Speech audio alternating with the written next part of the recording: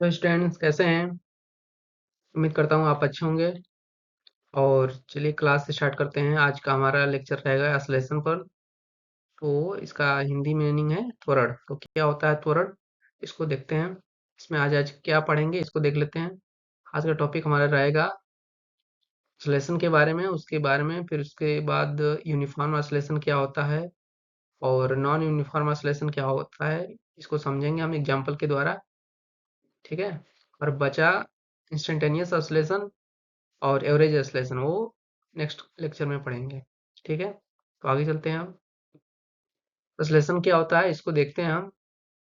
इसको समझने के लिए एक एग्जांपल लेते हैं। जैसे आप बाइक चलाते हैं, तो जब बाइक आप स्टार्ट करते हैं, यानी कि बाइक जब रेस्ट में रहता है, रुका हुआ रहता है, और फिर जब स्टार्ट करते हैं, फिर वो स्पीड में आ जाता है। ठीक है। तो स्पीड में आता है, स्पीड में लाने के लिए हम क्या करते हैं, उसको असलेटर से असलेट करवाते हैं। तो उसके कारण क्या होता है, उसका स्पीड बढ़ता है, यानी कि जीरो रहता है स्पीड और उसके बाद स्पीड बढ़ने लगता है। स्पीड बढ़ने का काम कौन करता है? ये एक्सेलरेशन का काम ही है स्पीड का बढ़ाना। या फिर अगर कोई गाड़ी चल रही है, अचानक से ब्रेक लगाना है, तो ब्रेक लगने के कारण गाड़ी फिर धीरे धीरे उसकी स्पीड धीमी हो जाएगी और बाद में रुक जाएगी। तो जब भी गाड़ी अब रुक जा रही है, चल रही है गाड़ी, अब ब्रेक लगाने के बाद रुक जा रही है, तो उसका भी काम क्या होता है? ये कौन सा काम करता है? एक्सेलरेशन का ही काम रहता है। लेकिन इस वाले एक्सेलरेशन को जब गाड़ी रुक जा रही है, तो इस वाले एक्सेलरेशन को एक्सेलरेशन ना बोल के हम रिटार्डेशन बोलते हैं। तो जब भी किसी पार्टिकल का या गाड़ी का स्पीड बढ़ रहा हो या घट रहा हो, या कह लीजिए सिर्फ डायरेक्शन चेंज हो रहा हो, तो वहां पर अश्लेषण यानी कि त्वरण का होना स्वाभाविक है, वहां पर होगा ही। बिना त्वरण के न तो स्पीड का डायरेक्शन क्या चेंज किया जा सकता है, और न तो स्पीड घटाया या बढ़ाया जा सकता है। ठीक है। तो इसलिए अश्लेषण को हम स्पीड यानी कि कह लीजिए एक वेक्टर क्वांटिटी है अश्लेषण, तो हम वेलोसिटी के टर्म में बात करते हैं। तो वेलोसिटी का रेस्पेक्ट में कैसे अश्लेषण को डिफाइन किया जाता है, इसको देखते हैं। देखिए डिफिनीशन क्या है कि the rate of change of velocity of a moving object और the change in velocity in 1 second is called the acceleration of that object. कोई वस्तु है, चल रहा है, गतिमान वस्तु है, तो गतिमान वस्तु के वेग परिवर्तन की दर को हम त्वरण कहते हैं। वेग परिवर्तन का मतलब, अब वेलोसिटी चेंज हो रहा है। अब मान लीजिए पहले 3 मीटर पर सेकेंड कोई पार्टिकल चल रहा था, 3 से अब कितना चलने लगा? 5 मीटर पर सेकेंड। तो ये क्या हुआ? वेग परिवर्तन हुआ, 3 से 5 हो गया। तो वेग परिवर्तन का जो दर है, अब दर का कहने का मतलब हो गया, यहाँ पर टाइम के रेस्पेक्ट में बात किया जा रहा है। तो वेग परिवर्तन कितना हुआ? तो यहाँ पर अब परिवर्तन निकालने के लिए हम 5 - 3, यानी कि हमेशा जब भी परिवर्तन निकाला जाता है किसी क्वांटिटी में, हमेशा फाइनल में से इनिशियल घटाया जाता है। ठीक है। 5 में से 3 घटा रहे हैं तो कितना आ गया? 2। तो 2 को अब दर है, दर कहने का मतलब टाइम के रेस्पेक्ट में देखना है इसको। तो हम क्या करते हैं, टाइम के रेस्पेक्ट में निकालते हैं इसको, यानी कि 1 सेकंड में निकाल रहे हैं। अगर ये वेग परिवर्तन 1 सेकंड में हो रहा है, तो 1 से हम डिवाइड कर दे रहे हैं, तो 2/1 आ गया। 2/1 मतलब 2 मीटर पर सेकेंड स्क्वायर। ये अब क्या कहलाएगा? इसी को हम त्वरण बोलते हैं। ऊपर जो है वेग परिवर्तन है, अब इसका यूनिट क्या है? मीटर पर सेकेंड है। और नीचे क्या है? 1 सेकेंड है। Metre per second divide by second, metre per second square. Second नीचे 2 बार हो जाएगा तब, तो ये क्या हो जाएगा? यूनिट हो गया इस त्वरण का। तो अगर यही स्पीड वेलोसिटी जो है, मान लीजिए 3 से 5 हो रहा है, 5 metre per second finally change हो जा रहा है, लेकिन ये मान लीजिए 10 सेकेंड में चेंज हो रहा है। ठीक है।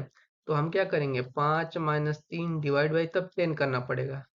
10 सेकेंड यानी कि 10 सेकेंड में चेंज हो रहा है। तब कितना हो गया आंसलेशन यहाँ पर? 2/10, यानी कि 2/10 मतलब 1/5 मीटर पर सेकेंड स्क्वायर। ये हो जाएगा आपका। जब भी हम डिफिनीशन सिर्फ दर के रेस्पेक्ट में बात कर रहे हैं, टाइम के रेस्पेक्ट में उसको लिया जाता है कि वेग परिवर्तन की दर कहने का मतलब क्या हो गया? वेग परिवर्तन हो रहा है कितने टाइम में हो रहा है। ठीक है। जितने टाइम में हो रहा है उतने टाइम से डिवाइड कर देंगे। या फिर उसी डिफिनीशन को आप एक सेकंड के रेस्पेक्ट में बोल सकते हैं कि एक सेकंड में कितना वेग परिवर्तन हुआ वही बता दीजिए, उसी को बोला जाएगा त्वरण। ठीक है, अब त्वरण का यूनिट क्या होता है, ये मीटर पर सेकंड स्क्वायर होता है। अब यूनिट और डायमेंशन हमने चैप्टर में पढ़ा था, दूसरे वाले चैप्टर में। अब ये हमेशा जैसे जैसे नई क्वांटिटी आएगी हम हमेशा उसको पढ़ना पड़ेगा किसी नई क्वांटिटी आ गया कोई, तो अब ये तोड़ आपके लिए यहाँ पर नया है इस चैप्टर में, तो इसका यूनिट अब आपको जानना पड़ेगा कि यूनिट क्या है यहाँ। तो यहाँ पर यूनिट हो जाएगा मीटर पर सेकेंड स्क्वायर। अगर डायमेंशन पूछा जाएगा तो डायमेंशन के लिए हमने बताया था एमएलटी के फॉर्म में लिखा जाता है। यूनिट से ही देख लीजिए, यहाँ क्या है, ये मीटर है ना, लेंथ है, तो ऊपर लेंथ लिखना होगा, नीचे सेकेंड स्क्वायर है यानी कि टाइम है, ये टाइम से डिवाइड कर देंगे ई का स्क्वायर, इसको बड़े वाले ब्रैकेट में बंद कर देते हैं, यानी कि आपको लिखना होगा एल टी की पावर -2 ऊपर अगर लिखना हो तो ये क्या हो गया, डायमेंशन हो गया आपका। ठीक है, त्वरण का ये डायमेंशन हो गया, तो त्वरण का ये यूनिट हो गया मीटर पर सेकेंड स्क्वायर। अब इस त्वरण को अब मैथमेटिकल टर्म में क्या लिखा जाएगा, यहाँ पर देखिए ए, त्वरण को ए से रिप्रेजेंट किया जाता है, स्मॉल ए से, तो ए बराबर del v by del t. Del v का मतलब हो गया चेंज इन वेलोसिटी ना, वेग परिवर्तन, और डेल टी मतलब समय अंतराल। ठीक है, अब ये देखिए del v by del t divide कर देने से जो भी वैल्यू आएगा वो आपका असलेशन बता देगा। अब ये असलेशन जो भी आएगा ये तो पॉजिटिव भी हो सकता है, निगेटिव भी हो सकता है, और जीरो भी हो सकता है, प्लस हो सकता है, निगेटिव हो सकता है, या फिर जीरो, दोनों तीनों हो सकते हैं। ठीक है, अब इसका क्या मतलब है, जब ऑसिलेशन पॉजिटिव हो इसका मतलब क्या है, वो स्पीड को क्या करेगा, चेंज करने की कोशिश करेगा, यानी बढ़ाने की कोशिश करेगा। ठीक है, और निगेटिव होगा ऑसिलेशन तो घटाने की कोशिश करेगा। ठीक, अगर हम एक सिंपल एक स्ट्रेट लाइन मोशन की बात करें, एक कोई बाइक है, इस पर चल रहा है, ठीक है, कोई कार, कोई पार्टिकल ले लेते हैं, ये इस डायरेक्शन में चल रहा है v स्पीड से। अगर इसी डायरेक्शन में ऑसिलेशन भी हो ए, तब क्या हो जाएगा, इसका स्पीड जो है बढ़ने लगेगा। ठीक है, यानी कि जब स्पीड बढ़ने लगेगा तो इसका मतलब यहाँ पर ऑसिलेशन क्या है, पॉजिटिव लेंगे हम। ठीक है, जब भी एक सीधी रेखा में कोई पार्टिकल चल रहा है, अगर ऑसिलेशन पॉजिटिव है इसका मतलब उसको स्पीड को क्या करेगा, बढ़ाएगा। और अगर ऑसिलेशन निगेटिव है इसका मतलब क्या है, ऑसिलेशन निगेटिव है तो जो स्पीड है, स्पीड के अपोजिट डायरेक्शन में ऑसिलेशन का काम करेगा, यहाँ पर ऑसिलेशन पीछे लगेगा और गाड़ी आगे चल रही है। तो अब इस समय क्या होगा, अब इस समय ऑसिलेशन को हम निगेटिव बोलेंगे, और निगेटिव ऑसिलेशन होने से क्या करेगा, ये स्पीड को क्या करेगा, उसका स्पीड को कम करेगा। यहाँ पर ऑसिलेशन निगेटिव है, तो अब इसका स्पीड क्या हो जाएगा, धीरे धीरे घटता जाएगा। ठीक, तो ऑसिलेशन पॉजिटिव भी हो सकता है, निगेटिव भी हो सकता है, और जीरो भी हो सकता है। जब पॉजिटिव होगा तो स्पीड बढ़ेगा, यहाँ पर लिख दे रहे हैं, एक सीधी रेखा के लिए बात कर रहे हैं, वन डायमेंशन मोशन के लिए ना,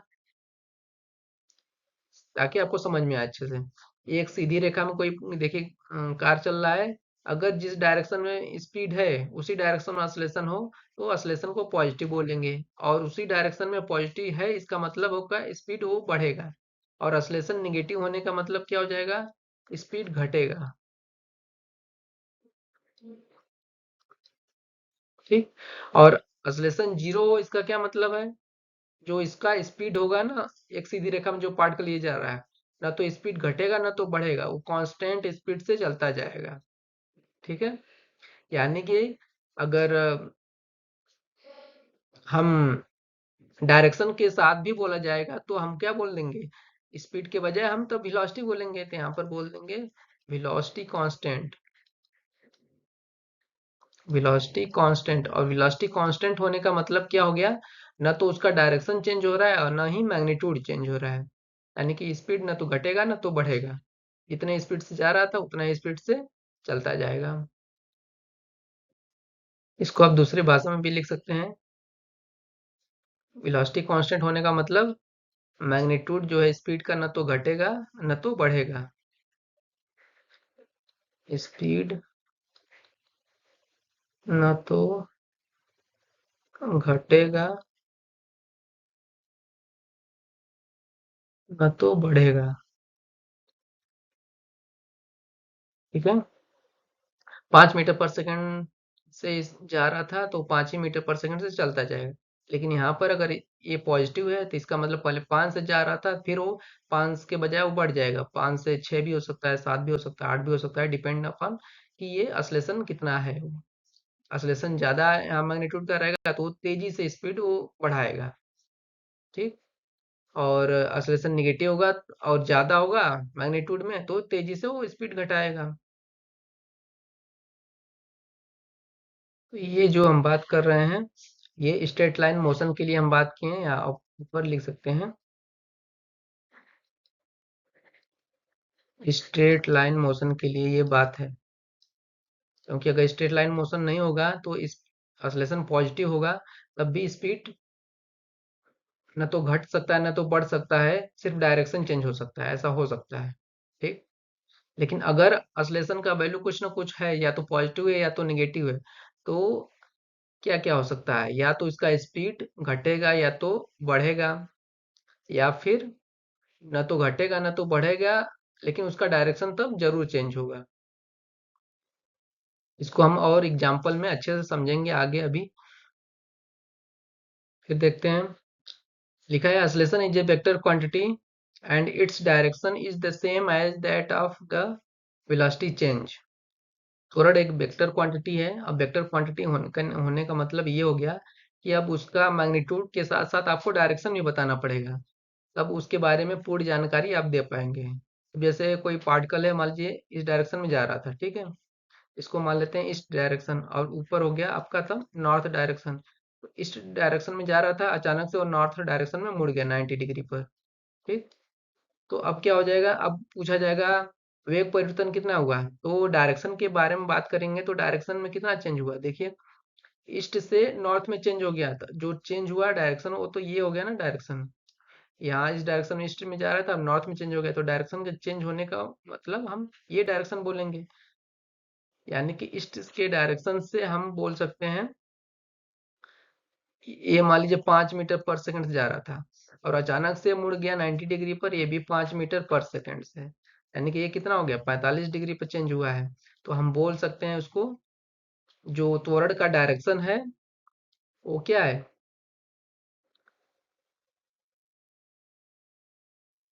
नॉर्थ ऑफ ईस्ट बोल सकते हैं, यानी कि ईस्ट से 45 डिग्री बनाते हुए एंगल पर जो डायरेक्शन आ रहा है वही त्वरण का डायरेक्शन है। अब यही डायरेक्शन क्या है, वेग परिवर्तन का भी डायरेक्शन है। वेग परिवर्तन का जो भी डायरेक्शन होगा वही डायरेक्शन त्वरण का भी होगा। ठीक, अब आगे देखते हैं यूनिफॉर्म ऑसिलेशन क्या होता है। ये नाम से क्लियर है ना, यूनिफॉर्म है यानी कि एक समान है। तो एक समान त्वरण है मतलब कि ना तो उसका डायरेक्शन चेंज हो रहा है और ना ही मैग्नीट्यूड चेंज हो रहा है। हम यहाँ डायरेक्शन की क्यों बात कर रहे हैं, क्योंकि ऑसिलेशन क्या है, एक वेक्टर क्वांटिटी है। कोई भी वेक्टर क्वांटिटी हो तो उसके मैग्नीट्यूड और उसके डायरेक्शन में दोनों बताना जरूरी है, तभी आप वो उसके बारे में पूरी जानकारी हो पाएगी और सही आप बता पाएंगे। बिना डायरेक्शन के सिर्फ मैग्नीट्यूड बता देना, उसके बारे में वो क्वेश्चन आपको गलत करवा सकता है, इसलिए दोनों बताना जरूरी है। अब एक समान त्वरण है, इसका मतलब हो गया एक समान उसका डायरेक्शन भी है और एक समान उसका मैग्नीट्यूड भी है, दोनों। यानी कि कोई पार्टिकल अगर स्ट्रेट लाइन में जा रहा था तो एक ही डायरेक्शन में वो सीधी रेखा में चलता ही जाएगा, इसका डायरेक्शन कहाँ चेंज हो रहा है, नहीं चेंज हो रहा है।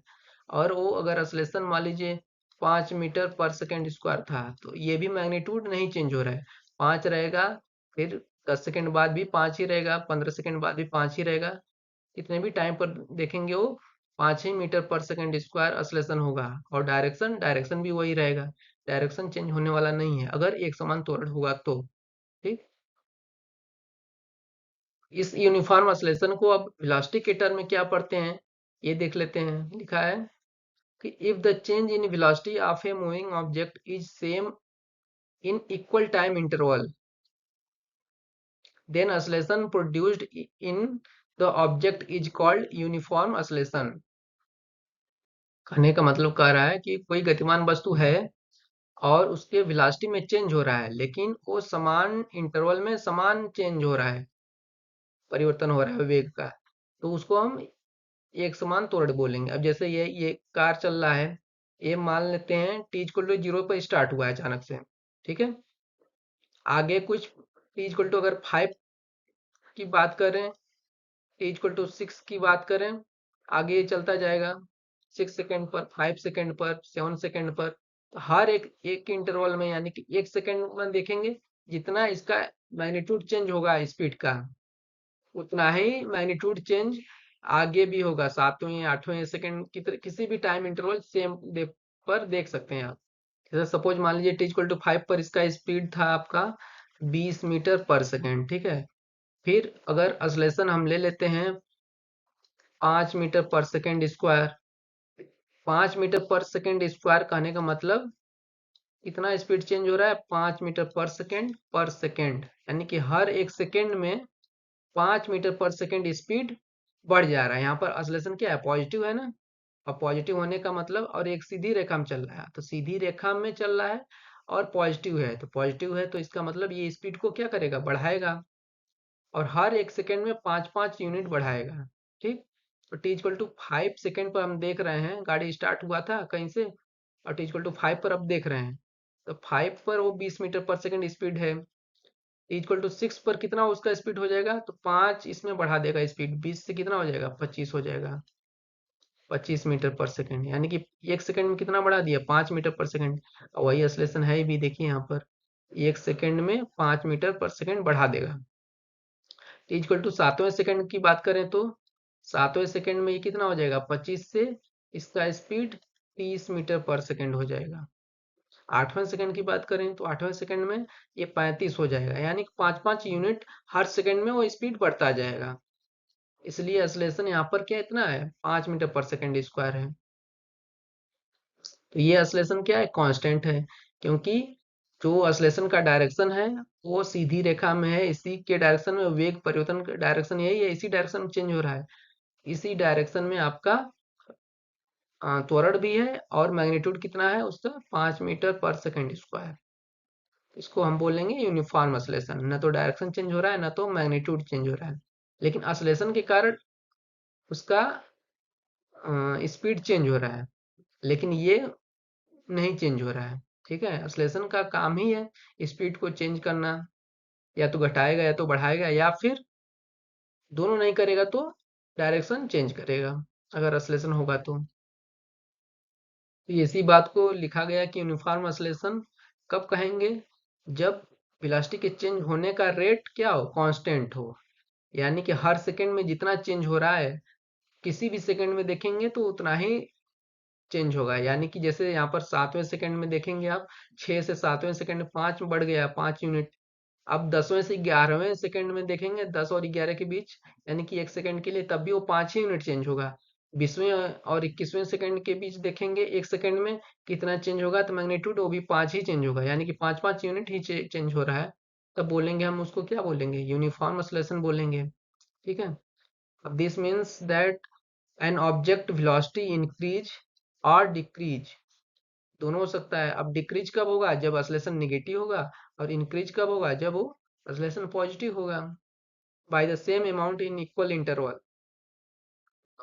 यूनिफॉर्म ऑसिलेशन का मतलब सिर्फ ये नहीं होता कि ऑसिलेशन पॉजिटिव है, ऑसिलेशन निगेटिव भी हो सकता है। ऑसिलेशन पॉजिटिव हो और ऑसिलेशन निगेटिव है, दोनों के लिए यूनिफॉर्म ऑसिलेशन हो सकता है, ठीक है, अगर मैग्नीट्यूड कांस्टेंट हो और डायरेक्शन कांस्टेंट हो। ये हम लिख सकते हैं यूनिफॉर्म ऑसिलेशन। देखिए, पॉजिटिव हो सकता है, नेगेटिव हो सकता है यूनिफॉर्म ऑसिलेशन। यूनिफॉर्म, अब इसका क्या है, यूनिफॉर्म है तो मैग्नीट्यूड तो कांस्टेंट हमने कर ही दिया है। अब इसका डायरेक्शन भी क्या होगा, कांस्टेंट होगा। अब डायरेक्शन कांस्टेंट होने का मतलब क्या हो गया, अब कि अगर स्ट्रेट लाइन की यहाँ पर बात करें तो ये कार है, सीधी रेखा में जा रहा था, तो सीधी रेखा में वो स्पीड बढ़ता जाएगा अगर पॉजिटिव होगा, अगर नेगेटिव होगा तो स्पीड उसका फिर घटता जाएगा। आगे अब देखते हैं। अब ये देखिए एक एग्जांपल है, अच्छे से इसमें समझ में आएगा, सारा चीज लिखा हुआ है। एक व्यक्ति एक किसी ऊंचाई पर है और एक गेंद को छोड़ रहा है ऊपर से, ठीक है। तो जब छोड़ेगा हाथ से तो उस समय गेंद की स्पीड कितनी होगी? जैसे ही हाथ में पकड़ा तो जीरो है, जैसे ही जस्ट छोड़ने के बाद उसको हम स्पीड को क्या लेंगे, जीरो लेंगे कि जीरो से अब स्टार्ट हुआ है। तो वेलोसिटी यहाँ पर क्या है, जीरो है। देखिए अब हम जानते हैं कि ये जो बॉल है जब छोड़ा है उसका स्पीड जीरो है, तो अब उसका स्पीड नीचे की तरफ बढ़ता जाएगा तेजी से। अब नीचे की तरफ स्पीड बढ़ रहा है, क्यों? क्योंकि यहाँ पर अश्लेषण है। अब ये अश्लेषण कौन सा है? ये पृथ्वी के गुरुत्वाकर्षण बल के कारण यहाँ पर एक अ, गुरुत्वीय त्वरण जिसे बोला जाता है वो काम कर रहा है। तो यहाँ पर हम उसी गुरुत्वीय त्वरण को जी का नाम देते हैं यहाँ पर। यही ये भी एक क्या है, ये त्वरण है। जैसे जनरल भाषा में हम उसको ए लिखते हैं, लेकिन पृथ्वी के गुरुत्वाकर्षण को जब दिखाना हो, वहां पर अश्लेषण की बात आ जाए तो जी लिखते हैं। तो यही जी का वैल्यू हम जानते हैं कितना होता है, 9.8 मीटर पर सेकेंड स्क्वायर। अब 9.8 मीटर पर सेकेंड स्क्वायर कहने का मतलब क्या है? यहाँ पर देखिए हम ऊपर लिख देते हैं 9.8 मीटर पर सेकेंड और डिवाइड बाई सेकेंड, कोई अंतर नहीं है इसमें। इसी को हम 9.8 मीटर पर सेकेंड स्क्वायर लिख सकते हैं। इसका कहने का अब मतलब क्या है कि हर एक सेकेंड में 9.8 मीटर पर सेकेंड उसका स्पीड क्या होगा, चेंज होगा किसी भी पार्टिकल का, चाहे वो छोटा हो या फिर बड़ा हो। ठीक है, तो यहाँ पर बॉल है, देखिए शुरू में उसका स्पीड जीरो था। जैसे ही एक सेकेंड बीता, एक सेकेंड के बाद उसका स्पीड 9.8 मीटर पर सेकेंड हो गया। देखिए ना, यहाँ पर जीरो से जीरो स्पीड था। जैसे ही एक सेकेंड हुआ, एक सेकेंड पर पूछा जाएगा स्पीड कितना है, तो 9.8 मीटर पर सेकेंड। यानी कि ये रेट है, किस रेट से चेंज हो रहा है, 9.8 मीटर पर सेकेंड स्क्वायर, ये रेट है। अब अगले सेकंड में देखेंगे, अगले एक सेकंड से 2 सेकंड के बीच ये वाला दूसरे सेकंड में बात करेंगे तो फिर 9.8 से स्पीड कितना हो गया है बढ़कर, 19.6 हो गया है। अब ये क्या हो गया इसमें, 9.8 मीटर पर सेकंड फिर से चेंज हो गया इसमें। तो 9.8 अगर ऐड करेंगे तो यही आएगा आपका, देखिए 19.6, 8 8 16 और 9 18 19, 19.6 हो गया। फिर एक सेकंड में कितना हो जाएगा, फिर 9.8 मीटर पर सेकंड स्पीड बढ़ जाएगा।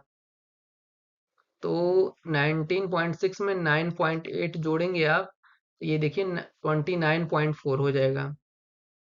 फिर एक सेकंड की बात किया जाए तो फिर 9.8 बढ़ जाएगा, तो आपका 39.2 मीटर पर सेकंड हो जाएगा। यानी कि हर एक सेकंड में स्पीड कितना बढ़ रहा है, 9.8 मीटर पर सेकंड।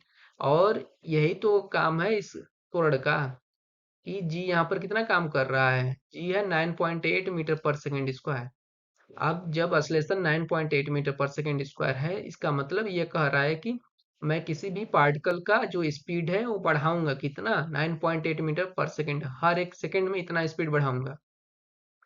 ठीक, इसलिए हर सेकंड में उतना ऐड होता चला जा रहा है स्पीड में। इसमें भी 9.8 फिर ऐड करेंगे, जोड़िए देखिए अगला वाला आएगा अगले सेकंड में, 8 2 10 के जीरो, 18 1 19 3 1 4, ये देखिए इतने मीटर पर सेकंड। यानी कि ये जो स्पीड आएगा कितने, अब 5वें सेकंड के लिए आ जाएगा। 5वें सेकंड में ये स्पीड आ गया आपका 49 मीटर पर सेकंड। तो अब स्पीड देखिए, यहाँ पर स्पीड का जो डायरेक्शन है, स्पीड का वेलोसिटी का जो डायरेक्शन है वो नीचे की डायरेक्शन में है। ठीक, और नीचे के डायरेक्शन में वेलोसिटी बढ़ रहा है। यहाँ वेलोसिटी बढ़ने का मतलब क्या हो गया, उसका मैग्नीट्यूड जो है, वेलोसिटी का मैग्नीट्यूड को ही हम स्पीड बोलते हैं। स्पीड नीचे की तरफ बढ़ रहा है।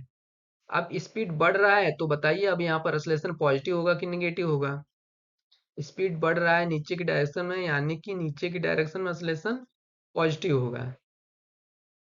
ठीक है, और इस एक्सेलरेशन का डायरेक्शन क्या होगा, वो भी नीचे की तरफ होगा। तो इस एक्सेलरेशन का डायरेक्शन नीचे की तरफ है और मैग्नीट्यूड कांस्टेंट है 9.8 मीटर पर सेकंड स्क्वायर। हर सेकंड में देखेंगे 9.8 ही स्पीड चेंज हो रहा है, 9.8 ही स्पीड चेंज हो रहा है। यानी कि इसका मैग्नीट्यूड भी कांस्टेंट है और डायरेक्शन भी कांस्टेंट है, जो कि नीचे की तरफ है। तो इसलिए इस एक्सेलरेशन को हम यूनिफॉर्म एक्सेलरेशन बोलेंगे। ठीक, एक समान त्वरण है यहाँ पर है। तो एक समान त्वरण तो है यहाँ पर, और उसके कारण क्या हो रहा है, उसका स्पीड नीचे की तरफ बढ़ रहा है। तो वेलोसिटी बोलेंगे कांस्टेंट है क्या? नहीं, वेलोसिटी कांस्टेंट नहीं है। वेलोसिटी का मैग्नीट्यूड चेंज हो रहा है तो वेलोसिटी चेंज हो रहा है, लेकिन वो चेंज किसके कारण हो रहा है? वो यूनिफॉर्म ऑसिलेशन के कारण हो रहा है। इस बात को आप अच्छे से ध्यान दीजिए कि यूनिफॉर्म ऑसिलेशन कहने का मतलब क्या हो गया कि उसका वेलोसिटी जो होगा कांस्टेंट होगा। टाइम कितने भी टाइम आप देख लेंगे, उसका कांस्टेंट हो गया वेलोसिटी। वेलोसिटी कांस्टेंट होने का मतलब इतना है कि उसका डायरेक्शन भी कांस्टेंट हो गया और मैग्नीट्यूड भी कांस्टेंट हो गया। अब वेलोसिटी नहीं, स्पीड होना चाहिए था, इसको स्पीड चाहिए। इसको काट कर आप स्पीड लिख लीजिए, स्पीड क्योंकि यहाँ पर वेलोसिटी रहता है। वेलोसिटी कांस्टेंट होने का मतलब क्या हो गया? ना तो मैग्नीट्यूड चेंज हो रहा है, ना तो डायरेक्शन चेंज हो रहा है, तब तो वहां पर ऑसिलेशन होगा ही नहीं, तब ऑसिलेशन जीरो हो जाएगा अगर यहाँ पर वेलोसिटी वर्ड रहता तो। ठीक है, तो यूनिफॉर्म ऑसिलेशन है, यहाँ पर कुछ ना कुछ ऑसिलेशन है, तो यहाँ पर वर्ड जो होगा वो स्पीड होगा वेलोसिटी के बजाय। ठीक,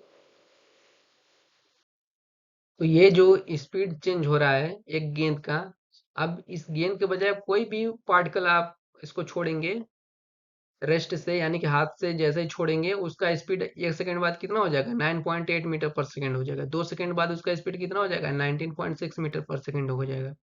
ऐसा नहीं है गेंद के लिए, किसी भी ऑब्जेक्ट के लिए, चाहे वो 2 kg का हो, 1 kg का हो, चाहे 5 kg का हो। ठीक है, अब जैसे मान लीजिए ये एक गेंद है, ये मान लीजिए सपोज 200 ग्राम का है। ठीक, और एक दूसरा गेंद ले लेते हैं, वो 2 kg का है, ये दूसरा गेंद है, दोनों के एक साथ छोड़ा जा रहा है। पूछा जाएगा किसका स्पीड चेंज होगा जल्दी से, या कौन धरती पर नीचे जमीन पर जल्दी से आ जाएगा। तो यहाँ पर ऐसा नहीं बोलेंगे जो भारी है वो जल्दी से नीचे आ जाएगा, दोनों एक साथ ही आएंगे। यहाँ पर 200 ग्राम लिए हैं और यहाँ पर 2 kg लिए हैं, दोनों क्या होगा? एक साथ आएगा। अगर हम एयर को छोड़ दें, एयर का रेजिस्टेंस के कारण जो वो रजिस्ट करता है, थोड़ा रोकता है, उसको हम नेग्लेक्ट करें तो। ठीक है, अब जैसे कोई कागज हम छोड़ रहे हैं, तो उस पर क्या होगा? फ्रिक्शन कर एयर रेजिस्टेंस हो लगेगा और वो साथ साथ नहीं आ पाएगा। ठीक है, क्योंकि हवा उसको रोकेगा, इसलिए हम हवा को नेग्लेक्ट कर रहे हैं यहाँ पर कागज के केस में। लेकिन अगर वही आप हवा अगर ना रहे, मान लीजिए एक ऐसा चैम्बर बना दिया जाए यहाँ पर जिसमें हवा ही ना हो, और एक 2 kg का गेंद छोड़ा जाए और एक सपोज 2 ग्राम का गेंद छोड़ा जाए, बहुत हल्का है, तो दोनों जानते हैं दोनों एक साथ नीचे आएगा। ये ठीक, जैसे ही एक और एग्जांपल ले लेते हैं, अगर इसमें पूछूं तो एक हाथी ले लीजिए और एक पंख ले लीजिए। तो यहाँ पर हाथी और पंख को एक साथ छोड़ा जाए और उसमें एयर ना हो। ठीक है, एयर कुछ भी ना हो, तो आप देखेंगे हाथी और ये पंख दोनों एक साथ नीचे गिरेंगे। ऐसा नहीं होगा कि हाथी पहले गिर जाएगा और ये पंख अभी बहुत ऊपर ही रहेगा, ये दोनों बिल्कुल एक साथ ही नीचे गिरेंगे। ठीक है, तो ये कब एक साथ गिरेंगे? जब इसमें एयर ना हो, रेजिस्टेंस, क्योंकि उसके कारण आने लगेगा, रोकने लगेगा हवा, हवा निकाल दिया जाए और हाथी को भी और इस पंख को भी एक साथ ही गिराएंगे तो एक साथ ही गिरेगा। अब ये इक्वेशन देखते हैं जो कि हमें क्वेश्चन सॉल्व करने के लिए यूजफुल होगा। ये 4 इक्वेशन तब अप्लाई करते हैं जब यूनिफॉर्म ऑसिलेशन हो। अब यूनिफॉर्म ऑसिलेशन तब होता है जब rate of change of speed क्या हो? कांस्टेंट हो, यानी कि स्पीड बदलने का रेट कांस्टेंट हो, तब वो यूनिफॉर्म ऑसिलेशन होता है। ठीक है, तो क्या क्या इक्वेशन है? पहला इक्वेशन है v बराबर u प्लस ए टी, दूसरा s बराबर U T plus half A T square, जो कि s यहाँ पर डिस्प्लेसमेंट का काम है, डिस्प्लेसमेंट निकालना हो कि t सेकंड बाद इतना एक्सेलरेशन है, इतना स्पीड से स्टार्ट हुआ है, तो t सेकंड बाद कितना डिस्प्लेसमेंट पार्टिकल का हुआ है, वो निकालने के लिए ये फार्मूला यूज करते हैं। और फाइनल वेलोसिटी निकालने के लिए भी क्या बोलते हैं? फाइनल वेलोसिटी बोला जाता है इसको। तो ये इक्वेशन होता है v square is equal to u square plus 2as, इसको वेलोसिटी और डिस्प्लेसमेंट रिलेशनशिप भी बोला जाता है। और चौथा इक्वेशन है एस एन बराबर यू प्लस हाफ है टू एन माइनस वन। ठीक है, यहाँ पर n क्या है? अभी ये लिखा है यहाँ पर nth सेकेंड, n का मतलब nth सेकेंड में अगर डिस्प्लेसमेंट निकालना हो आपको, जैसे कि मान लीजिए अब यूनिफॉर्म ऑसिलेशन है, एक मान लीजिए सीधी रेखा में एक पार्टिकल चल रहा है, इसका स्पीड इस डायरेक्शन में है, ठीक है। तो यहाँ पर चलिए स्पीड u इनिशियल स्पीड बोला जाता है। u यहाँ पर देखिए क्या है, इनिशियल स्पीड है यानी कि प्रारंभिक स्पीड। v को क्या बोला जाता है, फाइनल स्पीड। a है एक्सेलरेशन, s क्या है, डिस्प्लेसमेंट इन t सेकेंड, और sn क्या है, displacement in nth second. t क्या है, टाइम है। तो चलिए यहाँ पर अब लिख लेते हैं u is equal to zero. u is equal to zero होने का मतलब ये पार्टिकल जीरो से स्पीड से स्टार्ट हुआ है, ठीक है। अगर मैं कहूँ acceleration is equal to 5 metre per second square है, यहाँ पर इस डायरेक्शन में सीधी रेखा में चल रहा है पार्टिकल, तो एक्सेलरेशन क्या हो गया है, डायरेक्शन भी इसका फिक्स हमने कर दिया, मैग्नीट्यूड भी हमने फिक्स कर दिया, यानी कि ये क्या हो गया, यूनिफॉर्म एक्सेलरेशन हो गया, ठीक। तो इतना अगर 5 मीटर पर सेकेंड स्क्वायर इसका एक्सेलरेशन है, तो 1 सेकेंड बाद उसका स्पीड कितना हो जाएगा, तो 5 यूनिट चेंज हो जाएगा। तो जीरो से कितना हो जाएगा, यहाँ पर 5 मीटर पर सेकेंड हो जाएगा 1 सेकेंड बाद। 2 सेकेंड बाद कितना हो जाएगा, स्पीड 10 मीटर पर सेकेंड हो जाएगा। 3 सेकेंड बाद 5 यूनिट फिर बढ़ जाएगा, 15 मीटर पर सेकेंड हो जाएगा, ठीक है। तो 1 सेकेंड में कुछ दूरी चला होगा, दूसरे सेकेंड में और ज्यादा दूरी चला होगा। दूसरे सेकंड में क्यों ज्यादा चला होगा, क्योंकि यहाँ पर स्पीड अब बढ़ गया, तेजी से जा रहा है। तीसरे सेकंड में यहाँ देखिए 10 स्पीड था, 10 स्पीड से गया होगा, तो तीसरे सेकंड में कुछ ज्यादा दूरी तय किया होगा। यानी कि यहाँ पर जो दूरी हम लिख देते हैं, पहले सेकंड में S1 गया है, दूसरे सेकंड में S2 गया है, तीसरे सेकंड में S3 गया है। तो मैं पूछूं इसमें सबसे ज्यादा दूरी किस में गया है, तो इस सेकंड में गया होगा, तीसरे वाले सेकंड में गया होगा ना। सबसे छोटा S1 होगा, उससे बड़ा S2 होगा, उससे बड़ा S3। क्यों, क्योंकि यहाँ पर जैसे ही तीसरा सेकंड स्टार्ट हुआ है, उस तीसरे सेकंड में वो स्पीड ही स्टार्ट किया है 10 मीटर पर सेकंड से, तीसरे सेकंड के लिए। तो एक ही सेकंड भले ही टाइम मिला हो, लेकिन स्पीड ज्यादा होने की वजह से वो ज्यादा दूरी चला होगा, ठीक है। तो अगर मैं पूछूं इसमें कि सपोज मान लीजिए 2 सेकंड में कितना पार्टिकल गया है दूरी, ये बताना है, डिस्प्लेसमेंट बताना है। अब सीधी रेखा है, तो वो सीधी रेखा के लिए आप डिस्प्लेसमेंट बोलिए चाहे डिस्टेंस बोलिए, दोनों बात बराबर हो जाएगा। तो जनरली ये फार्मूला को हम डिस्प्लेसमेंट बोलते हैं। तो डिस्प्लेसमेंट पूछा जा रहा है कि 2 सेकेंड में कितना चला है, वो डिस्प्लेसमेंट कितना हुआ है उस पार्टिकल का। तो 2 सेकेंड मतलब कि जीरो से लेकर ये 2 सेकेंड तक यही बताएंगे। अब कितना दूरी है, तो हम दोनों को जोड़ देंगे, S1 प्लस S2, यही डिस्प्लेसमेंट हुआ, ठीक है। तो ये क्या है, 2 सेकेंड में 2 सेकेंड में डिस्प्लेसमेंट है। अगर मैं वो पूछूं सिर्फ दूसरे सेकेंड में कितना डिस्प्लेसमेंट हुआ है, यानी कि यहाँ पर लिखा जाता है सेकेंड,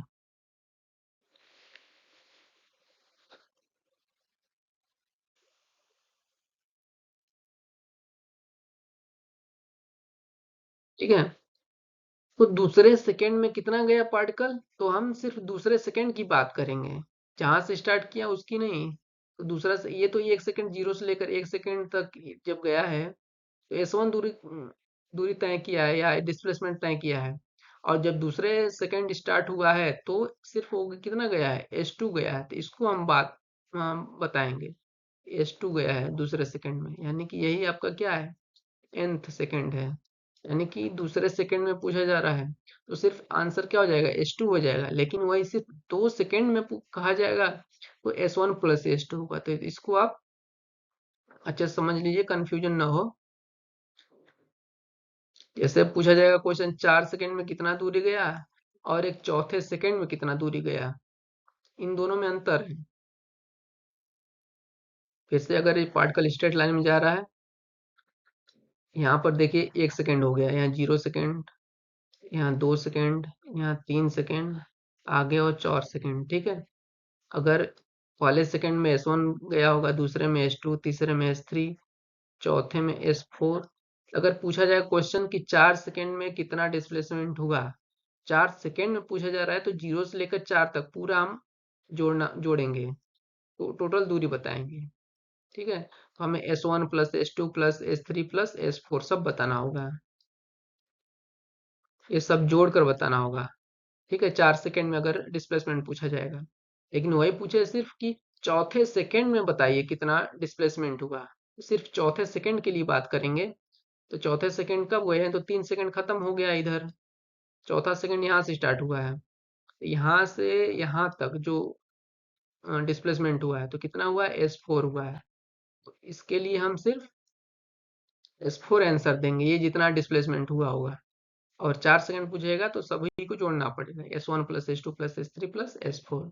ठीक है, इस पर भी बेस्ड हम क्वेश्चन करेंगे, जो कि अगले लेक्चर में हम इस पर क्वेश्चन करेंगे। अब तब आगे चलते हैं, नॉन यूनिफॉर्म ऑसिलेशन। तो अब नॉन यूनिफॉर्म ऑसिलेशन यानी कि असमान त्वरण क्या होता है, असमान त्वरण को क्या कहेंगे अब तब, कि जैसे इक्वल इंटरवल ऑफ टाइम में जो वेलोसिटी है वो डिफरेंट डिफरेंट हो चेंज, है ना। यदि समान समय अंतरालों में वस्तु के वेग में परिवर्तन भिन्न भिन्न हो, परिवर्तन ही भिन्न भिन्न हो रहा है, तो उसको बोलेंगे असमान त्वरण। यानी कि अगर पार्टिकल जैसे स्ट्रेट लाइन के लिए चलिए सिंपल समझते हैं, पहले स्पीड था 0, 0 से उसका स्पीड अब हो गया 1 सेकेंड बाद 5 मीटर पर सेकेंड, 2 सेकेंड बाद हो गया 7 मीटर पर सेकेंड, 3 सेकेंड बाद हो गया 12 मीटर पर सेकेंड, चौथे सेकेंड में हो गया 20 मीटर पर सेकेंड। तो यहाँ पर देखिए हर 1 सेकेंड में, यहाँ 1 सेकेंड में वेग कितना परिवर्तन हुआ है, यानी कि 5 यूनिट का चेंज हुआ है। यहाँ पर 1 सेकेंड में 2 यूनिट का चेंज हुआ है। यहाँ पर तीसरे सेकेंड में 1 सेकेंड के लिए बात करें यहाँ पर से, तो 5 यूनिट का फिर चेंज हुआ है। फिर चौथे सेकेंड के लिए 8 यूनिट का चेंज हुआ है। तो हर 1 सेकेंड में देखिए क्या कांस्टेंट है, ये जो मैग्नीट्यूड है ये कांस्टेंट है, नहीं है कांस्टेंट। कभी 5 चेंज हो रहा है, कभी 2 चेंज हो रहा है, कभी फिर से 5 चेंज हो रहा है, कभी 8 चेंज हो रहा है। तो जब ऐसे ऑसिलेशन को, यानी कि स्पीड ऐसे चेंज करे कि कांस्टेंट ना हो मैग्नीट्यूड, ठीक है, चेंज होने का जो मैग्नीट्यूड है कांस्टेंट ना हो, तब इसको बोला जाएगा नॉन यूनिफॉर्म ऑसिलेशन। तो समान समय अंतराल मतलब हम 1 सेकेंड लिए समान समान, यानी कि 1 सेकेंड इसमें भी लिए, 1 सेकेंड इसमें भी लिए, 1 सेकेंड इसमें भी लिए, 1 सेकेंड इसमें भी लिए, समान समय अंतराल लिए, उसके बावजूद भी जो वेग परिवर्तन हो रहा है वो अलग अलग हो रहा है, यानी कि भिन्न भिन्न हो रहा है, तब इसको बोला जाएगा नॉन यूनिफॉर्म ऑसिलेशन। अब इसका लक्षण क्या है, कैसे पता करेंगे कि ये असमान है, एक तो डिफिनेशन इसके अनुसार ही आप समझ सकते हैं, या दूसरा तरीका इसी को हम बोल सकते हैं, rate of change of speed is not constant. वहां अगर इस स्पीड के चेंज होने का रेट कांस्टेंट होता है तो समान त्वरण कहलाता है। वही ये rate of change of speed अगर कांस्टेंट ना हो, देखिए बदल रहा है ना, ये स्पीड का चेंज होने का रेट जो है बदल रहा है हर से 1 सेकेंड में, तब क्या होगा, इसको बोलेंगे तब नॉन यूनिफॉर्म ऑसिलेशन बोल दिया जाएगा तब। अब यहाँ पर जो ये स्पीड वर्ड है, ये तो हम डायरेक्शन को छोड़कर बात कर रहे हैं ना, इसको आप यहाँ पर अब सही वर्ड है, यहाँ पर वेलोसिटी लिख सकते हैं आप। ठीक है, यहाँ पर आप वेलोसिटी लिख सकते हैं, लेकिन जब यूनिफॉर्म ऑसिलेशन था तब वहां पर स्पीड लिखना था, लेकिन यहाँ पर अब rate of change of velocity भी कर सकते हैं, वेलोसिटी इज नॉट कांस्टेंट। अगर स्पीड लिखते हैं वो भी पार्शियली सही है, क्योंकि स्पीड लिखने से वो सिर्फ मैग्नीट्यूड के बारे में बता रहा है, लेकिन अब वेलोसिटी लिख देने से उसी में दोनों इंक्लूड है, या तो स्पीड चेंज हो जाए, या तो यानी कि मैग्नीट्यूड चेंज हो जाए, या तो डायरेक्शन चेंज हो जाए, तब भी हम उसको नॉन यूनिफॉर्म ही बोलेंगे। इसलिए सही वर्ड यहाँ पर क्या यूज होगा, वेलोसिटी वर्ड ही यूज होगा। ठीक है, तो यहाँ पर आप वेलोसिटी वर्ड कर लीजिए, rate of change of velocity is not constant over time. ठीक,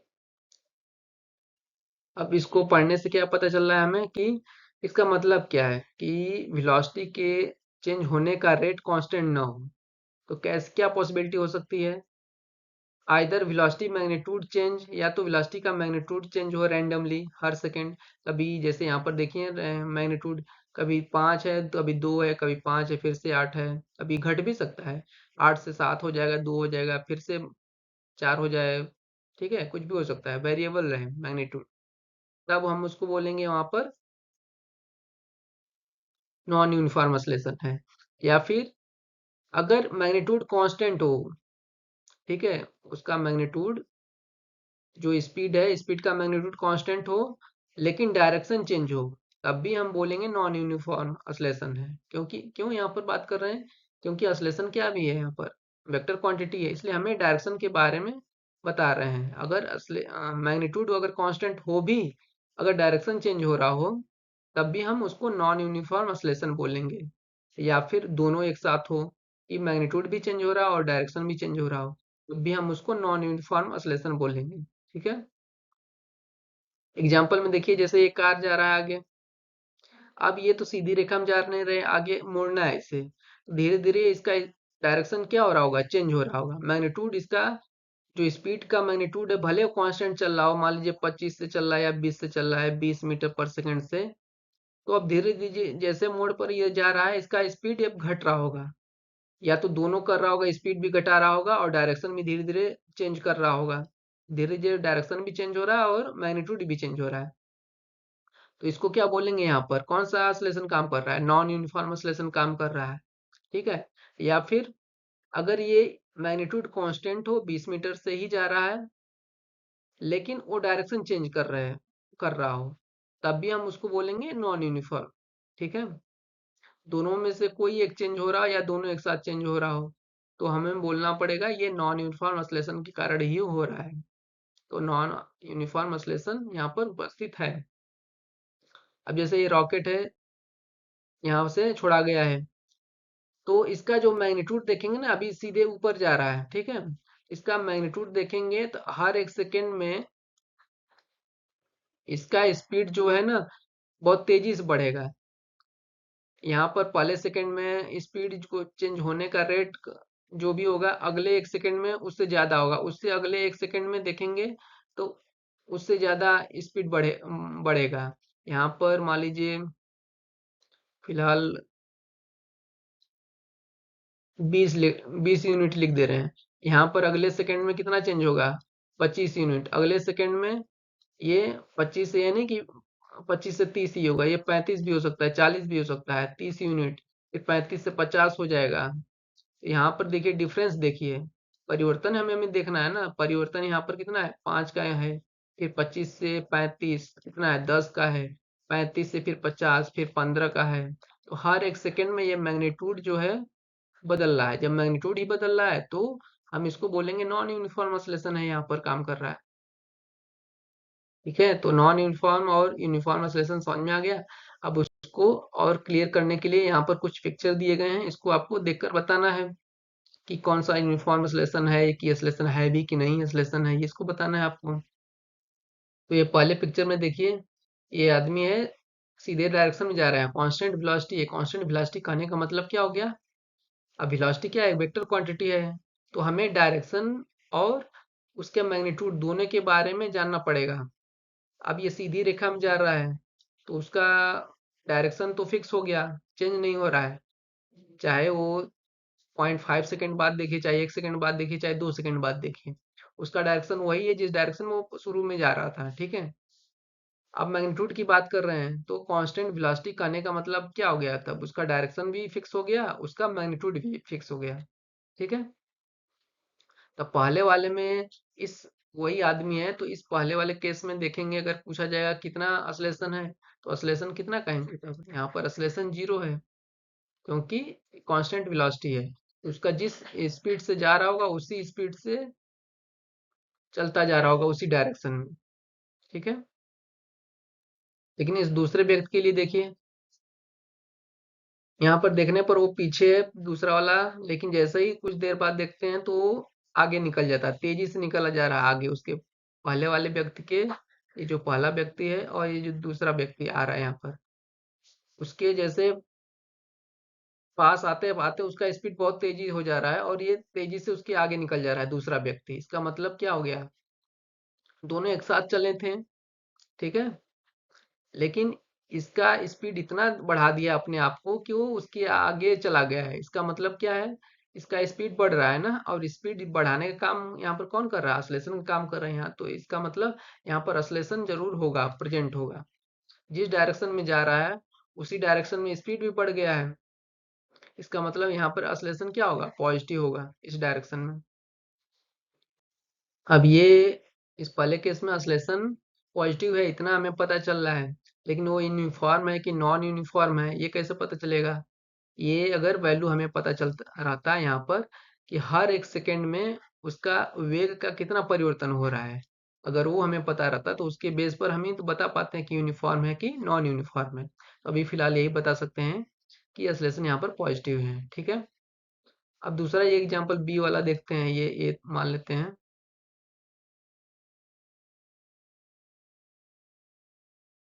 अब बी वाले केस में देखते हैं, ये पार्टिकल मूव कर रहा है एक सर्कल के अंदर।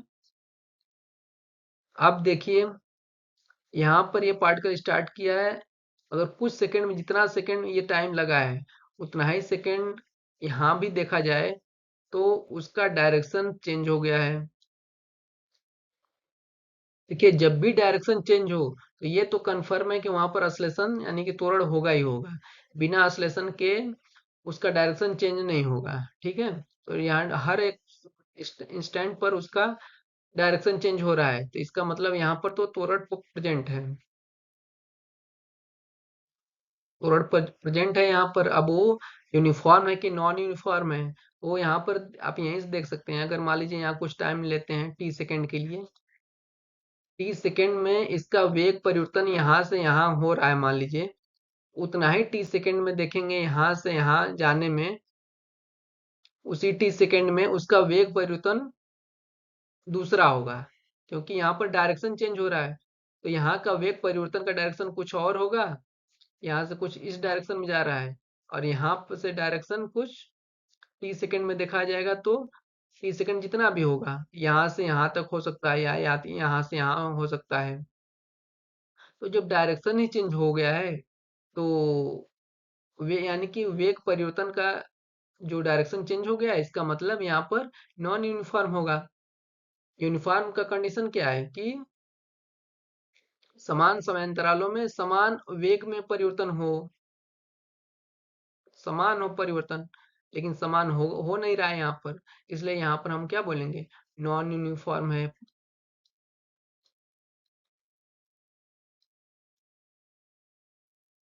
उसी टी सेकेंड में यहाँ देख लीजिए, मान लीजिए यहाँ से लेकर यहाँ तक टी सेकेंड हो गया है, तो वेग का परिवर्तन का डायरेक्शन कुछ ये है, यहाँ पर वेग का परिवर्तन का डायरेक्शन ये है, यहाँ पर टी सेकेंड में कुछ वेग का परिवर्तन ये है।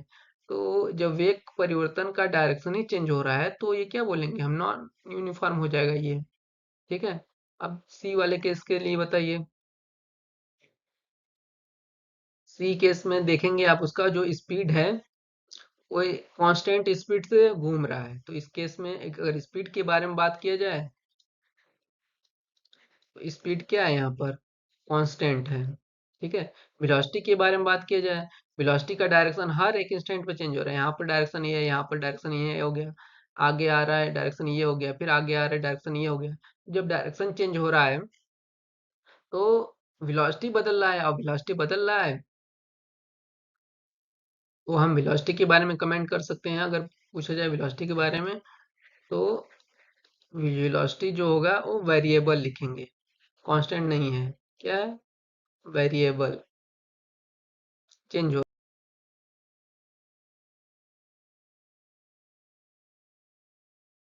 ठीक है, आपने स्पीड के बारे में बता दिया, आपने वेलोसिटी के बारे में बता दिया कि वेरिएबल है।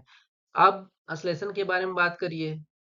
तो जो देखिए यहाँ पर जब भी कोई पार्टिकल सर्कल में मूव करता है तो सेंटर की तरफ एक एक्सेलरेशन लगता है, जिसको हम सेंट्रीपिटल एक्सेलरेशन बोलते हैं। ठीक है, अब वो एक्सेलरेशन का मैग्नीट्यूड भले ही कांस्टेंट है वो, अब इसका फार्मूला भी हम बता दे रहे हैं कि सेंटर की तरफ जो एक्सेलरेशन लगता है सेंट्रीपिटल एक्सेलरेशन, उसका फार्मूला होता है v square by r. R क्या है? उस सर्कल का रेडियस होता है ये, और ये भी क्या है? जिस स्पीड से वो पार्टिकल मूव कर रहा है। तो ये जो स्पीड है उस वो तो कांस्टेंट है, तो स्पीड का स्क्वायर करेंगे वो भी कांस्टेंट हो जाएगा। आर है वो भी कांस्टेंट है।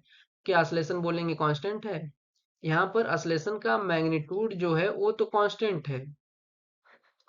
लेकिन डायरेक्शन बताइए, डायरेक्शन हर एक पल बदल रहा है।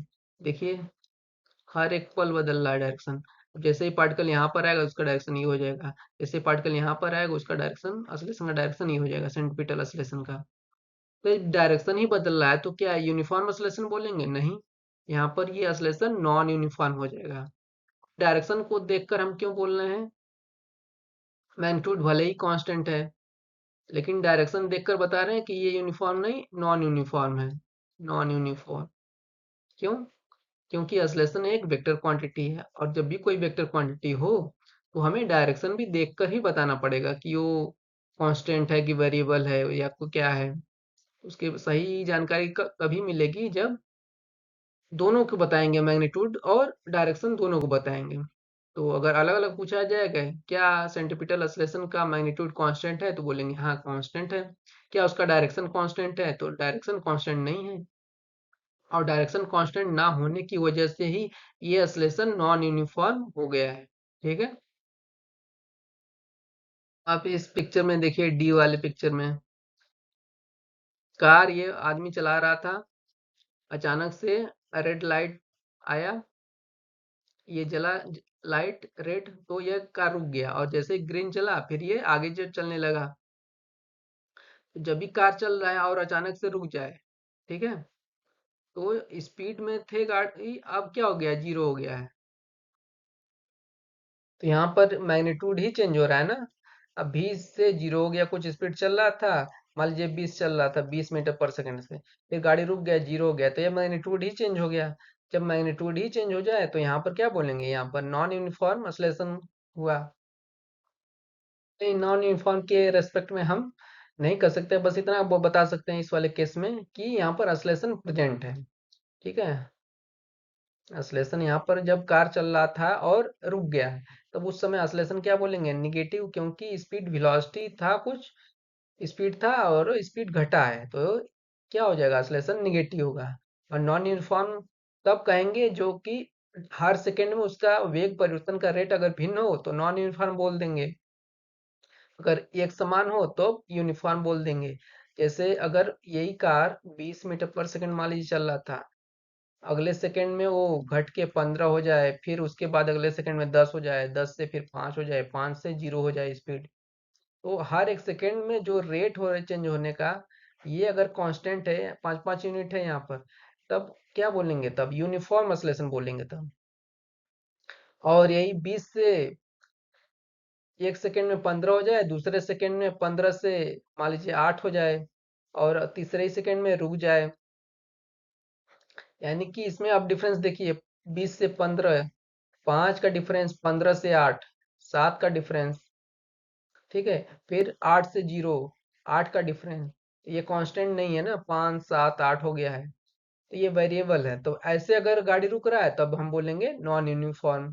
ठीक है, और जब गाड़ी रुक जा रहा है तो रुकने के बाद स्पीड हो गया उसका 0, और फिर अचानक से फिर वो स्पीड में आ गया, कुछ भी स्पीड से मान लेते हैं, तो 0 से भी चला गया है, तो यहाँ भी ये ऑसिलेशन का काम कर रहा है। ऑसिलेशन होगा तभी वो स्पीड बढ़ा होगा, तब भी ऑसिलेशन प्रेजेंट है, यानी कि गाड़ी जब रुक रहा है तब भी वहां पर ऑसिलेशन होगा, और जब गाड़ी स्टार्ट हुआ है तब भी वहां पर ऑसिलेशन होगा। और वो यूनिफॉर्म होगा कि नॉन यूनिफॉर्म होगा, वो अब डाटा यहाँ पर आता तब वो देखकर बता पाते हैं कि हर एक सेकंड में इंटरवल समान यूनिट से चेंज हो रहा है कि नहीं, समान यूनिट से चेंज होता है, तब बता पाते हैं कि यूनिफॉर्म है अथवा वो नॉन यूनिफॉर्म रहता है। अब लास्ट पिक्चर ई में देखिए, यहाँ पर ऑसिलेशन काम कर रहा है 1 मीटर पर सेकंड स्क्वायर, इसका मतलब है कि वो 1 मीटर पर सेकंड स्पीड चेंज करेगा हर एक सेकंड में। पहले स्पीड 0 था, फिर देखिए 1 हुआ है, फिर अगले सेकंड में ये तब 2 होगा, फिर अगले सेकंड में 3 होगा, फिर 4 होगा। ठीक है, तो स्पीड क्या हो जा रहा है, बढ़ता जा रहा है, पहले गाड़ी रुका हुआ था, अब 0 से चेंज हुआ है और अब बढ़ता जा रहा है स्पीड, फिर अचानक से ऑसिलेशन ये 1 के बजाय -10 हो गया है। -10 करने का मतलब क्या हो गया, स्पीड के अपोजिट के डायरेक्शन में ऑसिलेशन लग रहा है, तो वो गाड़ी को रोकने का काम करेगा, निगेटिव डायरेक्शन में है तो। यानी कि इसी को अगर हम 4 सेकंड के लिए या 5 सेकंड के लिए पूछा जाए, देखिए 1 सेकंड में 1 मीटर, दूसरे सेकंड में 2 मीटर हुआ, तीसरे सेकंड में 3 मीटर हो जाएगा, चौथे सेकंड में 4 मीटर पर सेकंड, पांचवें सेकंड में 5 मीटर पर सेकंड, और उसके बाद फिर अचानक से जीरो स्पीड हुआ है ना, -10 असलेशन के कारण। यानी कि 5 सेकंड के लिए अगर पूछा जाए, पूरे 5 सेकंड के लिए, जीरो से लेकर 5 सेकंड के लिए, तो असलेशन शुरू के 4 में कितने थे? असलेशन 1 था, और 5 सेकंड के लिए ना, 5 सेकंड के लिए 1 था, और 5 के बाद अचानक से असलेशन -10 हो गया है। 5 सेकंड के लिए सिर्फ बात किया जाए तो असलेशन हम यूनिफॉर्म असलेशन बोलेंगे, जो कि 1 मीटर पर सेकंड स्क्वायर था। अगर पूरे टाइम के लिए पूछा जाएगा, 5 सेकंड के बाद के लिए भी, यानी कि 0 से लेकर 6 सेकंड, 7 सेकंड, 8 सेकंड के लिए पूछा जाएगा, 5 सेकंड के बाद ही असलेशन कितना हो गया? -10 हो गया है। तो इधर था 1-1 था, अब फिर 10 हो गया, यहाँ पर था। ठीक है, तो ये क्या यूनिफॉर्म नहीं है, 1-1 चेंज हो रहा था, फिर -10 हो गया है। तो क्या नाम है, -10 होने की वजह से ये फिर क्या बोला जाएगा? तब नॉन यूनिफॉर्म हो जाएगा, क्योंकि बराबर नहीं है ये इंटरवल, और सिर्फ 5 सेकंड के लिए पूछा जाएगा तो हम यूनिफॉर्म ऑसिलेशन बोलेंगे, 5 सेकंड बाद के लिए नॉन यूनिफॉर्म बोलेंगे। तो अब आगे चलते हैं। ये देखिए कुछ क्वेश्चन है, इसको आपको स्पीड बताना है। ऑसिलेशन दिया हुआ है और बताया जाएगा कि हर 1 सेकंड में आप उसका स्पीड बताइए कार का, कैसे गाड़ी चल रहा है। तो इससे इसको क्वेश्चन को अगर सॉल्व करेंगे तो हमें एक आइडिया अच्छा से लगेगा कि ऑसिलेशन का काम कैसे कर रहा है ऑसिलेशन, और उस ऑसिलेशन के कारण मोशन कैसे होता है, कैसे प्रभावित होता है। देखिए यहाँ पर लिखा हुआ है, car is moving 20 metre per second at T equal to zero. 0 second पर इसका स्पीड कितना था? 20 मीटर पर सेकेंड था। इस डायरेक्शन में, इस डायरेक्शन में जा रहा है कार, 20 मीटर पर सेकेंड से जा रहा था। अब ऑसिलेशन तो यहाँ पर दिया नहीं है कुछ, इसका मतलब क्या है? ऑसिलेशन कुछ नहीं दिया, तो ऑसिलेशन हम जीरो यहाँ पर मानेंगे। अब ऑसिलेशन जीरो है, ऑसिलेशन का काम ही होता है स्पीड को घटाना या बढ़ाना, या फिर डायरेक्शन चेंज करना। और ऑसिलेशन जीरो होने की वजह से ना तो इसका स्पीड घटेगा, ना तो बढ़ेगा, ना तो डायरेक्शन चेंज होगा। ये सीधी रेखा में जा रहा था और इस सीधी रेखा में चलता जाएगा। 1 सेकंड बाद पूछा जाएगा इसका स्पीड कितना होगा, तब भी हम बोलेंगे ये 20 मीटर ही पर सेकंड होगा। 2 सेकंड बाद 20 मीटर पर सेकंड, 10 सेकंड बाद 20 मीटर पर सेकंड, ठीक है। 100 सेकंड बाद 20 मीटर पर सेकंड। समझ में आ गया? ऑसिलेशन ना होने की वजह से ही इसका स्पीड क्या हो गया? कांस्टेंट हो गया है। डायरेक्शन तो सीधी रेखा में जा रहा था, जाएगा ही। ठीक, अब दूसरा देखिए, दूसरा, car is moving 20 metre per second at T equal to zero and accelerated 5 metre per second square, उसी डायरेक्शन में। ये जो एक्सेलरेशन है नहीं लिखा हुआ है फिलहाल, जिस डायरेक्शन में कार जा रहा था 20 मीटर पर सेकेंड, इसी डायरेक्शन में एक्सेलरेशन भी है। कितना? 5 मीटर पर सेकेंड स्क्वायर। अब इसको अच्छे से समझिए, acceleration 5 metre per second square कहने का मतलब है 5 metre per second divide by second कर लीजिए, 1 सेकेंड, ठीक। तो हर 1 सेकेंड में 5 यूनिट चेंज करेगा स्पीड को। अब ये पॉजिटिव, यानी कि जिस डायरेक्शन में वेलोसिटी है, स्पीड है, उसी डायरेक्शन में एक्सेलरेशन भी काम कर रहा है, तो स्पीड को क्या करेगा? बढ़ाएगा। तो यहाँ पर एक्सेलरेशन पॉजिटिव है, और पॉजिटिव होने का मतलब ये उसका क्या काम करेगा? बढ़ाएगा स्पीड। तो 20 से 1 सेकेंड बाद 25 हो जाएगा, 25 मीटर पर सेकेंड। 2 सेकेंड बाद 3, 4, 5, 6, ऐसे स्पीड हर 1 सेकेंड बाद उसका स्पीड 5 यूनिट बढ़ जाएगा। 25 से कितना हो जाएगा यहाँ पर? 30। 1 सेकेंड बाद फिर 35, आगे 1 सेकेंड बाद 40, पांचवें सेकेंड 45 मीटर पर सेकेंड, छठवें second 50 metre per second car की स्पीड हो जाएगी। ठीक, तो हर 1 सेकेंड में ऐसा बढ़ता जाएगा 5-5 यूनिट। अब आगे है तीसरा, car is moving 20 metre per second at T equal to zero and decelerate 5 metre per second square. अब ये डिएसलेट है, इसका कहने का मतलब क्या है, जो ऑसिलेशन है निगेटिव है। ठीक है, ये जो 5 मीटर पर सेकेंड स्क्वायर है वो कह रहा है निगेटिव है, 5 मीटर पर सेकेंड स्क्वायर। और 5 यूनिट, अब ये क्या करेगा निगेटिव होने की वजह से, ये घटाएगा स्पीड। यानी कि जिस डायरेक्शन में स्पीड है 20 मीटर पर सेकेंड, ये इस डायरेक्शन में भी है। ठीक है, तो ऑसिलेशन इसके अपोजिट डायरेक्शन में है ये, और ये ऑसिलेशन इस डायरेक्शन में काम करेगा 5 मीटर पर सेकेंड स्क्वायर। ये माइनस का मतलब हो गया कि जिस डायरेक्शन में स्पीड है उसके अपोजिट डायरेक्शन में ऑसिलेशन काम करेगा 5 यूनिट। हमने फिगर के अनुसार यहाँ पर माइनस फिर नहीं लिखा है, क्योंकि हमने डायरेक्शन यहाँ पर बना दिया है कि अपोजिट डायरेक्शन में है। अगर ये तीर नहीं लिखते तो अब यहाँ पर हमें माइनस लिखना पड़ता। ठीक है, अब क्या करेगा ये डिसलेट करने का मतलब, डिसलेट लिखिए या फिर रिटार्डेशन भी बोला जाता है इसको, हिंदी में मंदन बोला जाता है। मंदन, मंदन करने का मतलब ये अब स्पीड को घटाएगा।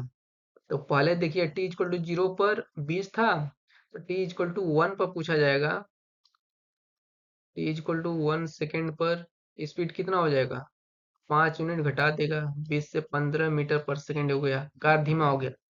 अब t इक्वल टू 2 सेकेंड में पूछा जाएगा, तो 2 सेकेंड में 15 से फिर ये कितना हो जाएगा, 10 मीटर पर सेकेंड हो जाएगा। ठीक है, तीसरे सेकेंड में कितना हो जाएगा, 10 से 5 हो जाएगा, 5 मीटर पर सेकेंड। चौथे सेकेंड में कितना हो जाएगा, 5 से 5 यूनिट फिर कम हो जाएगा, यानी कि 0 मीटर पर सेकेंड। यहाँ पर कार आके चौथे सेकेंड पर एग्जैक्ट कार रुक जाएगा, तो क्या उसके बाद एक्सीलरेशन तब भी काम कर रहा है, 5 मीटर पर सेकेंड स्क्वायर अभी काम ही कर रहा है। ठीक है, 4 सेकेंड के बाद क्या होगा, 5वें सेकेंड में, तो 5वें सेकेंड में कार उसी डायरेक्शन में या फिर उल्टा जाने लगेगा, क्योंकि एक्सीलरेशन अभी काम कर रहा है, एक्सीलरेशन पीछे की डायरेक्शन में है। तो फिर यहाँ पर 4 सेकेंड में जीरो हुआ स्पीड, और एक्सीलरेशन होने की वजह से ये जीरो से फिर 5 मीटर पर सेकेंड कार का स्पीड हो जाएगा। ठीक है, ये कार को हम कैसे बनाएं, अपोजिट डायरेक्शन में अब बनाना पड़ेगा। अब इस डायरेक्शन में कार चलने लगेगा। ठीक है, तो इसका उल्टे ही कार चलने लगेगा, यहाँ पर ऐसे इसको हम बना देते हैं।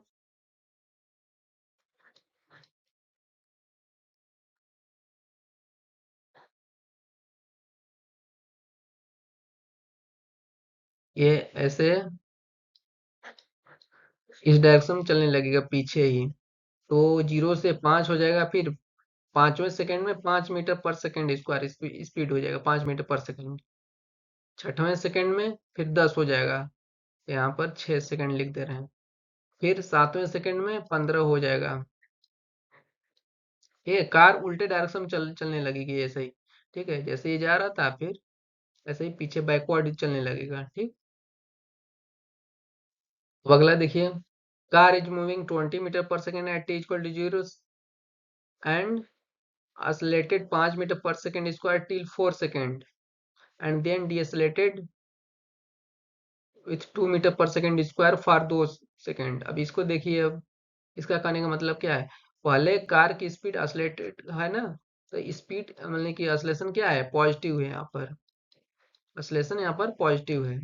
और जब डीएसलेट बोला जा रहा है तो इसका मतलब तब जाके एक्सलेशन क्या हो जाएगा, निगेटिव हो जाएगा। यहाँ पर डीएसलेट है यानी कि यहाँ मंदन है, यहाँ पर एक्सलेशन निगेटिव है, कितने सेकंड के लिए, 2 सेकंड के लिए। जब इसको देखते हैं, अब यहाँ पर 1 सेकंड मान लेते हैं, यहाँ पर 2 सेकंड, 3, 4, 5, 6 सेकंड, 4 सेकंड के लिए बढ़ा है, फिर 6 आगे 2 सेकंड के लिए फिर घटा है। तो देखते हैं स्पीड क्या होगा। 1 सेकंड बाद कार की स्पीड कितनी हो जाएगी, यहाँ पर 20 से 25 हो जाएगा। ठीक, फिर 1 सेकंड बाद फिर 25 से 5 यूनिट बढ़ जाएगा, 30 मीटर पर सेकेंड हो जाएगा। फिर तीसरे सेकंड के लिए 35 हो जाएगा, चौथे सेकंड में 40 हो जाएगा। 4 सेकंड के लिए पूछा है, असलेटेड है। ठीक है, उसके बाद 4 सेकंड जैसे ही पूरा होगा 5वें सेकंड में जाएगा, वो घटना हो जाएगा, यानी कि डिसलेट हो जाएगा, मंदन हो जाएगा। यानी कि जो असलेशन यहाँ पर इस डायरेक्शन में था, यानी कि स्पीड के डायरेक्शन में था, अब वही एक्सेलरेशन अपोजिट डायरेक्शन में लगने लगेगा 4 सेकंड के बाद। और कितना है, 2 मीटर पर सेकंड स्क्वायर ये है। यानी कि ये 2 मीटर पर सेकंड स्क्वायर कहने का मतलब ये हो गया कि 2 मीटर पर सेकंड, हर सेकंड में वो स्पीड घटाएगा। तो बताइए 40 से अब स्पीड कितना हो जाएगा आगे, 1 सेकंड बाद 40 से 38 हो जाएगा। 2 सेकंड 2 मीटर पर सेकंड स्पीड घटा देगा। फिर आगे 1 सेकंड बाद कितना हो जाएगा, 36 हो जाएगा। 36 मीटर पर सेकंड। देख रहे हैं क्या हो गया, 4 सेकंड के लिए स्पीड बढ़ाया, 4 के बाद 2 सेकंड के लिए, यानी 5वें सेकंड में और 6वें सेकंड में ऑसिलेशन था निगेटिव 2 मीटर पर सेकंड स्क्वायर। यानी कि दो दो यूनिट क्या किया है, घटा दिया है स्पीड को। 40 से 38 कर दिया है, फिर 38 से 36 कर दिया है। 7वें सेकंड के लिए अगर पूछा जाएगा, अगर ऑसिलेशन यही निगेटिव रहेगा तो 36 से फिर 34 कर देता है। ठीक, तो ऐसे काम होता है ऑसिलेशन से। जब इस ऑसिलेशन को आप अच्छे से समझ लिए हैं तो आप क्वेश्चन को एनालिसिस अच्छे से कर पाएंगे, कब कार स्पीड बढ़ रहा है, कब तेजी से बढ़ रहा है, कब रुकने वाला है। तो जो भी मोशन है ना, आप ज्यादातर चीजों को आप एनालिसिस कर पाएंगे अच्छे से। जब एनालिसिस अच्छे से कर पाएंगे, आप सोच पाएंगे, तब आपकी समझ इसके बारे में बढ़ेगी। ठीक, तो यहाँ पर देखिए लिखा हुआ है, अभी तो हम स्पीड दिया था और एक्सेलरेशन पॉजिटिव हो या निगेटिव हो या जीरो था। अब उस पर देखें कैसे मोशन कर रहा था, अब उसका उल्टा पूछा जा रहा है, यानी कि एक्सेलरेशन के बारे में बताया जा रहा है और आपको स्पीड के बारे में बताना है क्या हो सकता है। तो जब एक्सेलरेशन जीरो हो तो स्पीड के बारे में या वेलोसिटी के बारे में क्या कमेंट कर सकते हैं, ये बताना होगा। तो क्या कहेंगे, जब एक्सेलरेशन जीरो होगा तो वेलोसिटी कांस्टेंट होगा। वेलोसिटी कांस्टेंट, और वेलोसिटी कांस्टेंट होने का मतलब वेलोसिटी वेक्टर क्वांटिटी है, तो इसलिए दोनों कांस्टेंट हो जाएगा, मैग्नीट्यूड भी कांस्टेंट और स्पीड भी, डायरेक्शन भी कांस्टेंट। ये दोनों कांस्टेंट हो जाएंगे। और डायरेक्शन कांस्टेंट होने का मतलब क्या हो गया, जिस डायरेक्शन में जा रहा था उसी डायरेक्शन में जाएगा, यानी कि सीधी रेखा में ही जाएगा अगर एक्सेलरेशन जीरो होगा तो। और मैग्नीट्यूड कांस्टेंट होने का मतलब वो एक समान स्पीड से जाएगा आगे। तो जब भी एक्सेलरेशन जीरो हो तो आप समझ जाएंगे कि क्या है, वो सीधी रेखा में जा रहा है और एक कांस्टेंट स्पीड से जा रहा है आगे। देखिए यहाँ पर इफ ऑसिलेशन इज यूनिफॉर्म, यानी कि एक समान हो, तो अगर हम एक स्ट्रेट लाइन मोशन के लिए बारे में बात करें, कोई पार्टिकल है सीधी रेखा में जा रहा था, ठीक है। वन डायमेंशन के लिए आप अच्छे से समझ पाएंगे, तो वन डायमेंशन के लिए केस हम लेते हैं। अब वन डायमेंशन में कार मान लीजिए चल रहा था और यूनिफॉर्म ऑसिलेशन है, एक समान ऑसिलेशन है। और वो एक समान पॉजिटिव भी हो सकता है, नेगेटिव भी हो सकता है। ये पॉजिटिव हो सकता है और ये यहाँ पर निगेटिव भी हो सकता है। और यूनिफॉर्म है इसका मतलब क्या है, उसका मैग्नीट्यूड भी कांस्टेंट होगा और डायरेक्शन भी कांस्टेंट होगा। ठीक है, अगर वो ऑसिलेशन आगे के डायरेक्शन में लग रहा है और इसी डायरेक्शन में वेलोसिटी है, तो स्पीड क्या करेगा, उसका बढ़ाता चला जाएगा, बढ़ाता चला जाएगा। और अगर ऑसिलेशन निगेटिव है तो अपोजिट डायरेक्शन में लग रहा है, यानी कि वेलोसिटी के अपोजिट। ठीक है, वेलोसिटी का डायरेक्शन ये है तो ऑसिलेशन का डायरेक्शन ये होगा। उसमें क्या होगा, स्पीड को घटाएगा। ठीक, स्पीड कम होता चला जाएगा।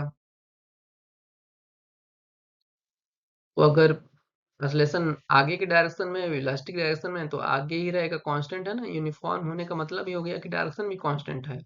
और अगर पीछे ऑसिलेशन लग रहा है, यानी कि वेलोसिटी का अपोजिट, तो पीछे ही लगता रहेगा हमेशा।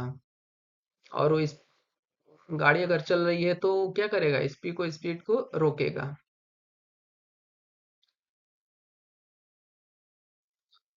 यूनिफॉर्म होने का क्या मतलब हो गया यहाँ पर, वन डी के लिए बात किया जाए, यानी कि वन डायरेक्शन के लिए मोशन हम बात कर रहे हैं ना। टू डी के लिए थोड़ा कॉम्प्लिकेटेड हो जाएगा। तो वन डी के लिए यहाँ पर देखिए, वो उसका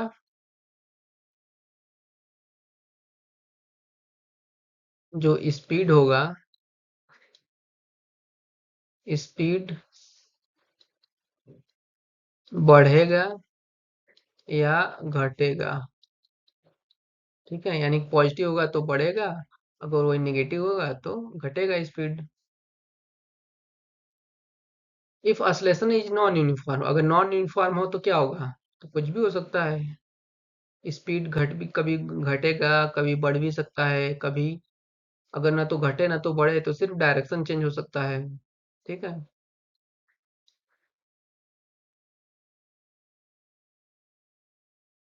स्पीड का घटना या बढ़ना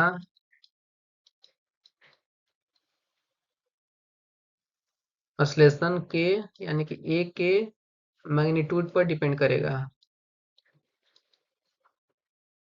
ट्यूड पर निर्भर निर्भर करेगा कि अगर मैग्नीट्यूड उसका ज्यादा है तो तेजी से घटाएगा या फिर तेजी से बढ़ाएगा। अगर इन दोनों में से कोई ना हो रहा हो, ठीक है, या तो ये हो सकता है, या अगर स्पीड कांस्टेंट हो, अगर स्पीड कांस्टेंट हो तो क्या होगा? डायरेक्शन, यानी कि जो जिस दिशा में कोई पार्टिकल चल रहा हो दिशा चेंज करेगा।